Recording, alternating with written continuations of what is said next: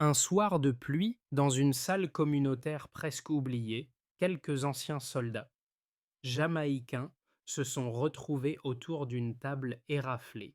Ils avaient passé 60 ans à servir, obéir, enterrer des camarades et écouter des dirigeants promettre des montagnes pour finalement livrer de la poussière, jusqu'au jour où une vidéo venue du Burkina Faso a fissuré leur fatigue. Pourquoi ce jeune capitaine nommé Ibrahim Traoré a-t-il réveillé en eux une fierté que leur propre chef n'avait jamais su rallumer?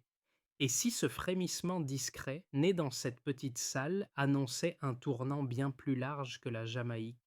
Dans cette histoire, la promesse n'est pas celle d'un spectacle politique, mais d'un dévoilement progressif des forces invisibles qui ont poussé des vétérans avisés à rompre un silence entretenu pendant des décennies.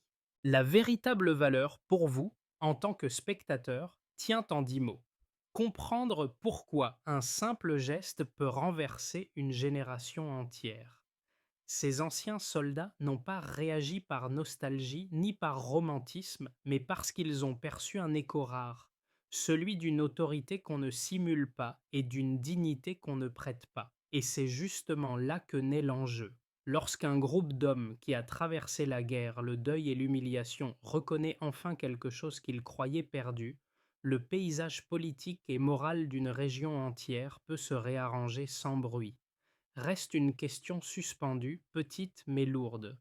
Si quelques vétérans ont changé de posture en une seule soirée, que se passe-t-il lorsque cette impulsion traverse la diaspora tout entière? Ils avaient cru avoir tout vu, mais deux détails, un silence trop lourd et une vidéo vue des dizaines de fois, allaient leur révéler quelque chose qu'ils n'avaient jamais admis à voix haute. Et ce soir-là, lorsqu'ils se penchèrent à nouveau sur les images, un fait simple apparut. Leur réaction n'était pas un accident, mais le résultat d'un long glissement intérieur que personne n'avait mesuré. Ces vétérans jamaïcains n'étaient pas des idéalistes ni des rêveurs fatigués. C'étaient des hommes qui avaient porté l'uniforme quand l'indépendance semblait synonyme de dignité, qui avaient marché sous des drapeaux qui ne les protégeaient pas toujours, et qui avaient vu, décennie après décennie, leur fierté s'éroder sans fracas. Les murs fissurés de la vieille salle communautaire où ils se retrouvaient n'étaient pas, pensaient pas seulement un décor. Ils représentaient l'état de leur mémoire collective, usée mais encore vibrante. Puis survint l'image qui fit basculer la pièce. Ibrahim Traoré apparaissait sous le soleil du Sahel, manches relevées, posture calme mais tendue d'une discipline forgée par la nécessité. Il ne parlait pas comme un homme qui cherche l'approbation, mais comme quelqu'un qui a évalué le coût réel de chaque mot. Et ces anciens soldats, rompus aux lectures de terrain, reconnurent immédiatement ce que tant d'analystes avaient manqué: le souffle contrôlé, la colonne droite, l'absence totale d'hésitation ne relèvent pas du style mais du vécu. À mesure qu'ils revoyaient le clip, chacun repérait un détail différent. Le regard du capitaine vers les hommes derrière lui, la façon dont il disait nous et non vous, l'absence d'effraction rhétorique. Pour ces vétérans, ces signes n'étaient pas symboliques. Ils constituaient la réponse tardive à une question qu'ils portaient depuis 50 ans. Qui, enfin, incarnerait la droiture qu'ils avaient défendue en vain? C'est à cet instant que se ferma la première boucle de curiosité. Leur trouble n'était pas né d'une admiration soudaine, mais de la brutalité d'une prise de conscience. Ils ne regardaient plus un discours. Ils se regardaient eux-mêmes, confrontés à tout ce qu'ils avaient attendu.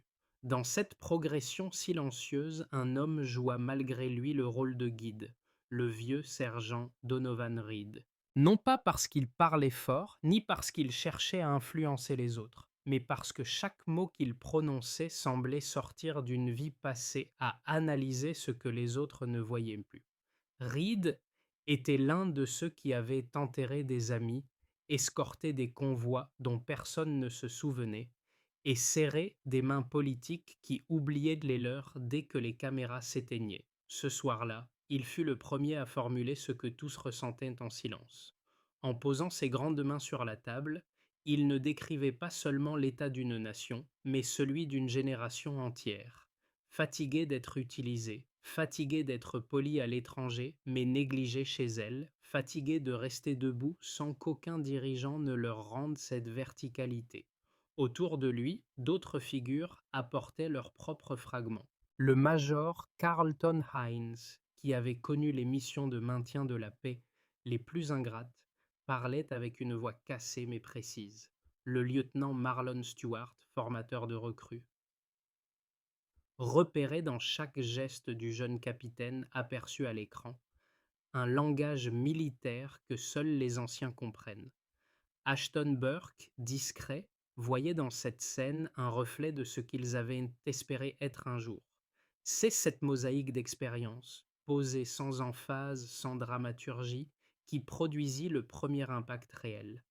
Pas un impact collectif encore, pas une résolution politique, mais une bascule intime, l'impression que pour la première fois depuis longtemps, quelque chose pouvait encore être aligné avec les valeurs qu'ils avaient défendues toute leur vie.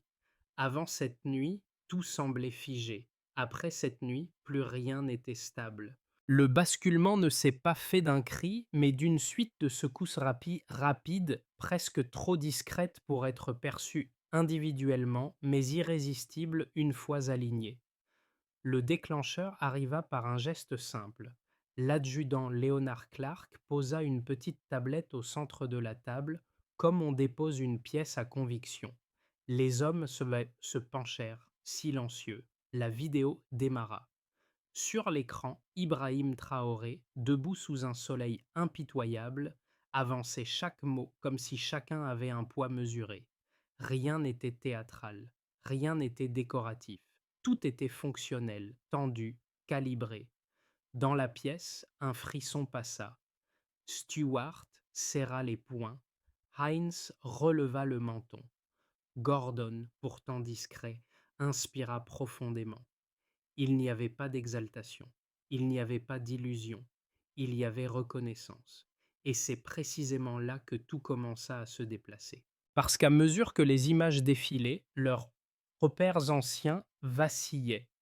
Les décennies où ils avaient vu leurs dirigeants éviter les questions difficiles leur revinrent. Les années où ils avaient observé leur région suivre des instructions venues de trop loin s'accumulèrent. Les souvenirs des compromis successifs, des traités signés par prudence, des promesses enterrées avant d'être tenues, prirent soudain une gossone, une couleur plus tranchante. Ils ne regardaient pas un discours africain, ils regardaient ce qu'ils n'avaient jamais eu. Alors, tout s'emballa. Les anciens combattants analysèrent le clip comme on analyse une opération. La respiration contrôlée, l'absence de gestes inutiles, la façon dont Traoré disait nous, sans détour, sans distance, la posture des soldats derrière lui, alignés, mais non soumis. Leur table devint une salle de briefing. La pièce devint un théâtre stratégique. Ce n'était plus de l'émotion. C'était une évaluation militaire. Heinz nota: un homme qui ne craint pas l'isolement ne peut être acheté. Burke observa: c'est une colonne vertébrale, pas un slogan. Stewart ajouta: c'est le souffle d'un soldat, pas celui d'un politicien. Et plus ils avançaient, plus l'évidence se durcissait. Ce qu'ils voyaient contredisait 50 ans de résignation. La crête fut atteinte lorsque Gordon, d'une voix basse, formula ce que tous retenaient: Messieurs, et si c'était le signe que nous avons attendu? Cette phrase, tombée comme un verdict, transforma l'atmosphère. Les regards changèrent, les postures se redressèrent, le doute céda la place à une clarté soudaine. Il ne s'agissait plus d'un clip, mais d'un appel. Les jours suivants, l'onde de choc se propagea. Ils en parlèrent chez eux, mais à voix basse. Ils relurent des lettres anciennes, des rapports oubliés. Ils repensèrent à leur propre carrière, à ce qu'ils avaient servi, à ce qu'ils avaient enduré. Et surtout, ils sentirent la douleur qu'ils n'avaient jamais mise en mots, celle d'avoir passé une vie entière à défendre une dignité que leurs dirigeants n'avaient pas supportée. Lorsque le groupe se réunit à nouveau, la transition était faite. Ils n'étaient plus des observateurs, ils étaient en mouvement. Ils n'étaient plus une génération résignée, ils étaient une génération réveillée. Ils n'étaient plus un cercle de vétérans fatigués, ils étaient un foyer de décision. Voilà comment, dans une salle aux murs fissurés, un tremblement sans bruit prit forme. Voilà comment une diaspora fatiguée recommença à respirer. Et tout cela avant même qu'ils ne décident de parler publiquement. La bascule commença réellement lorsque les vétérans décidèrent d'examiner leur propre trajectoire avant et après ce moment. Dans ce passage, plus de 60 ans d'obéissance, de missions extérieures, de compromis politiques imposés. Ils avaient servi docilement, signé sans voix au chapitre et vu leur région s'ajuster constamment aux attentes étrangères. Cette ligne de base n'était pas seulement une période, c'était un état d'esprit, une fatigue incrustée.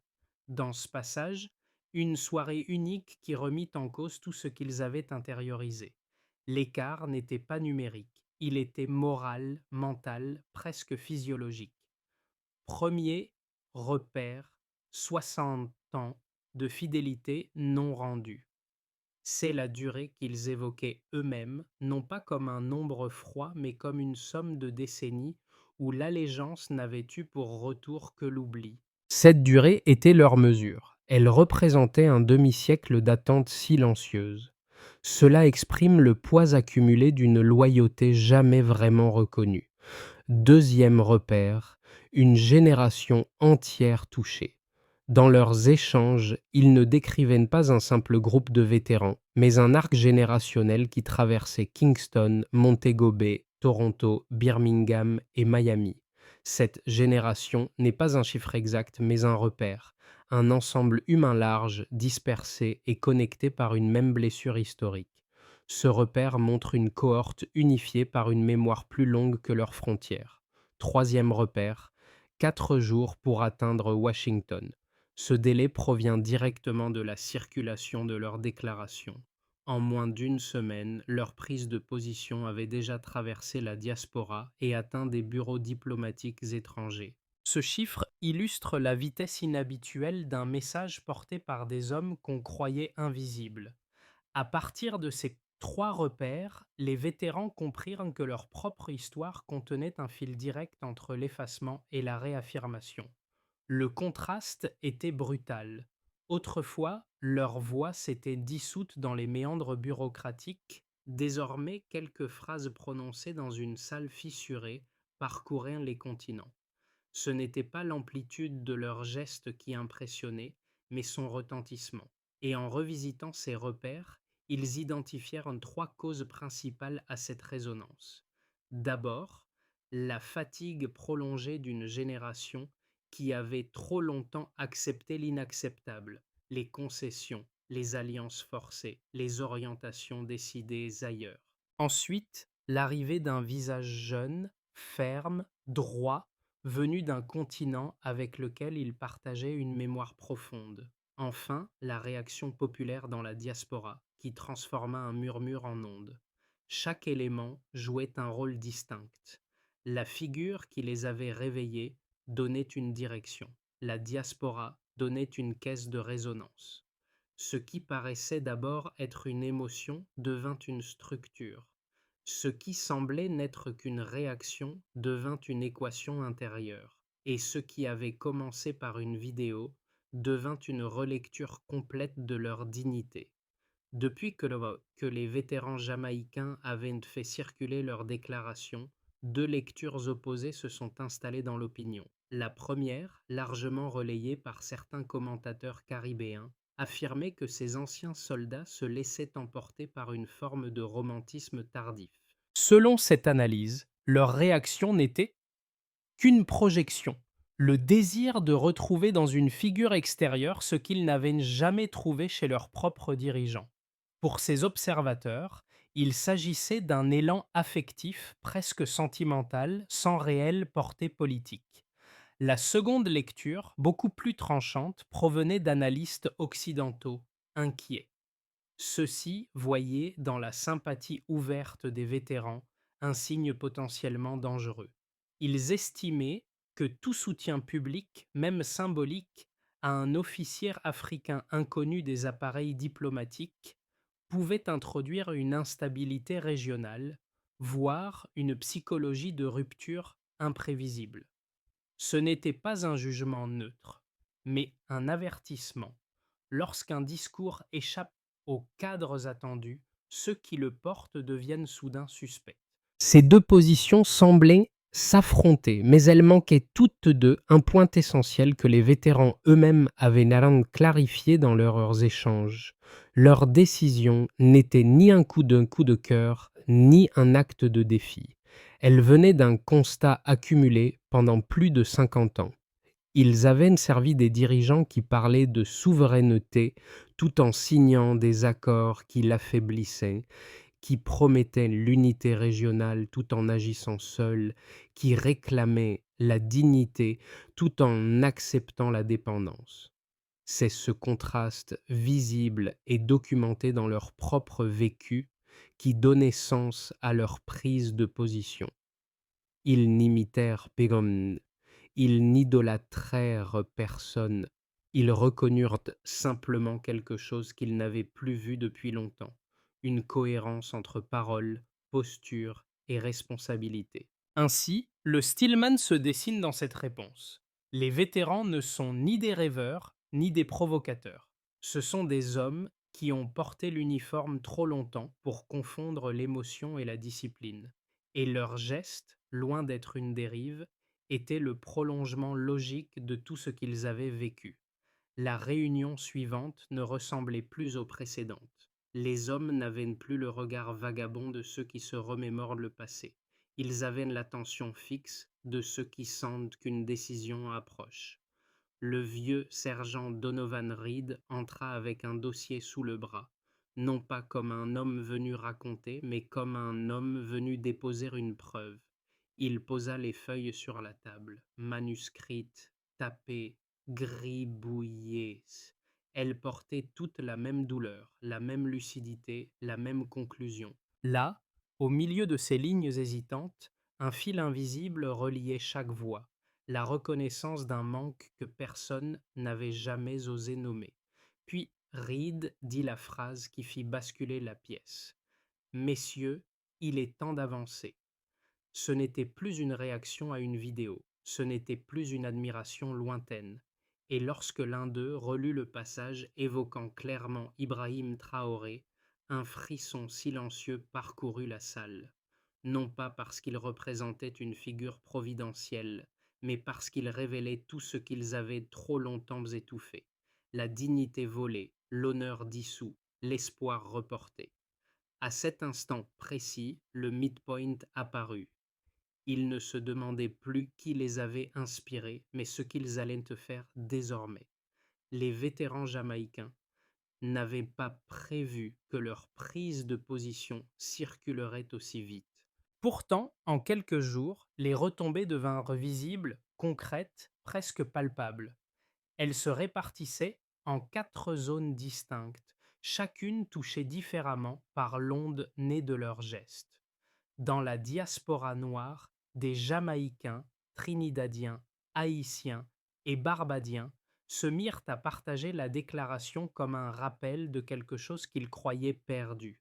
Beaucoup n'avaient jamais entendu parler d'Ibrahim Traoré avant ce moment, mais ils saisirent immédiatement le message. Un leader noir fier, droit, refusant la soumission, pouvait encore exister. Des grands-parents racontèrent à voix basse comment leurs propres dirigeants avaient manqué de fermeté dans les années cruciales. Des jeunes, eux, y virent un signal inattendu. La dignité n'était pas un concept théorique, mais une posture réelle que des aînés reconnaissaient enfin. Pour la première fois depuis longtemps, une conversation intergénérationnelle se forma, non pas autour de la nostalgie, mais autour d'un possible renouveau. Dans les cercles économiques caribéens, la nouvelle fut accueillie avec une prudence glacée, non pas parce que les vétérans représentaient une menace directe, mais parce que leur admiration envers un jeune officier africain introduisait une question sensible. Si la diaspora se réaligne émotionnellement vers l'Afrique, quelles alliances économiques deviendront contestées? Des entrepreneurs privés firent remarquer que cette dynamique pouvait bousculer l'équilibre traditionnel des partenariats extérieurs. D'autres y virent un risque d'être associés à un mouvement jugé imprévisible par certaines chancelleries occidentales. Mais, en silence, quelques voix discrètes reconnurent que ce frémissement révélait une aspiration profonde, celle d'un avenir où les Caraïbes cesseraient d'être gérés par procuration. Les gouvernements caribéens réagirent avec une retenue calculée. Des notes internes circulèrent demandant de surveiller toute approbation publique envers des dirigeants étrangers considérés comme non conformes aux attentes internationales. Cela visait implicitement Ibrahim Traoré, dont l'indépendance dérangeait déjà plusieurs capitales. Certains ministres parlèrent de stabilité régionale, d'autres rappelèrent l'importance des partenariats historiques. Mais derrière ces formules prudentes se cachait un malaise évident.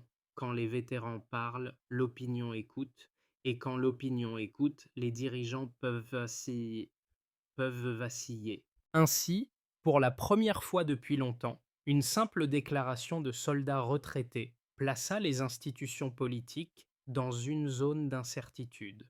À Washington, Ottawa, Londres et Bruxelles, le phénomène fut traité avec inquiétude. Les think tanks publiaient déjà des analyses cherchant à comprendre comment un officier africain avait pu, sans campagne, sans réseau, rallier moralement une partie des Caraïbes. La réponse était simple mais inconfortable: le pouvoir psychologique. Un jeune leader noir refusant de s'incliner obligeait les grandes puissances à recalculer les rapports symboliques. Et lorsque le nom d'Ibrahim Traoré commença à apparaître dans des discussions privées, non pas comme un risque militaire mais comme une anomalie narrative, les diplomates comprirent que quelque chose échappait soudain à leur grille d'analyse. Ce jour-là, les vétérans ne provoquèrent pas un séisme immédiat. Ils déclenchèrent quelque chose de plus subtil, un déplacement des lignes, un frémissement dans les esprits, un foisonnement de questions qui, une fois lancées, ne pouvaient plus être rappelées. Les vétérans comprirent très vite que leur déclaration n'était pas un geste sans suite. Dans les 6 à 12 mois, trois trajectoires distinctes pouvaient émerger, chacune façonnée par la manière dont la diaspora, les gouvernements caribéens et les puissances étrangères allaient réagir à ce frémissement d'inattendu. Dans cette version, leur prise de position continuerait de circuler dans la diaspora, sans explosion spectaculaire, mais avec une progression continue. Les anciens combattants des États-Unis, du Canada et du Royaume-Uni rejoindraient discrètement la conversation, relayant la déclaration comme un rappel moral plutôt qu'un acte politique. Les gouvernements caribéens adopteraient une prudence mesurée. Ni soutien, ni condamnation. La dynamique se stabiliserait dans une zone d'ambiguïté productive, un espace où la question de la dignité, longuement étouffée, deviendrait un thème récurrent dans les discussions communautaires. Ce scénario n'amène pas de rupture, mais une consolidation silencieuse du réveil psychologique. Ici, la déclaration des vétérans deviendrait un catalyseur. Des universitaires, des artistes, des associations de jeunesse commenceraient à reprendre le discours sur la dignité, la souveraineté et la posture politique des Caraïbes. Des dialogues transatlantiques émergeraient entre diaspora et Afrique de l'Ouest, non pas comme alliance formelle, mais comme résonance culturelle. Les gouvernements, voyant l'intérêt croissant du public, seraient contraints d'aborder des thèmes longtemps évités: dépendance économique, pression diplomatique, équilibre entre autonomie et partenariat. Ce scénario n'est ni radical ni irréaliste. Il trace la possibilité d'un repositionnement symbolique sans confrontation directe. Dans cette trajectoire, la circulation de la déclaration attirerait une attention plus intrusive. Les puissances étrangères interpréteraient ce mouvement moral comme une anomalie stratégique et intensifieraient leur surveillance. Les gouvernements caribéens, sous pression, tenteraient d'étouffer toute prise de position publique jugée sensible, conduisant à une atmosphère de méfiance. Dans ce climat, les vétérans deviendraient malgré eux des symboles d'un débat qu'ils n'avaient jamais voulu politiser. Les faits serait un raidissement général où la peur étoufferait momentanément l'éveil. Face à ces trois chemins, les vétérans eux-mêmes avaient déjà donné la clé.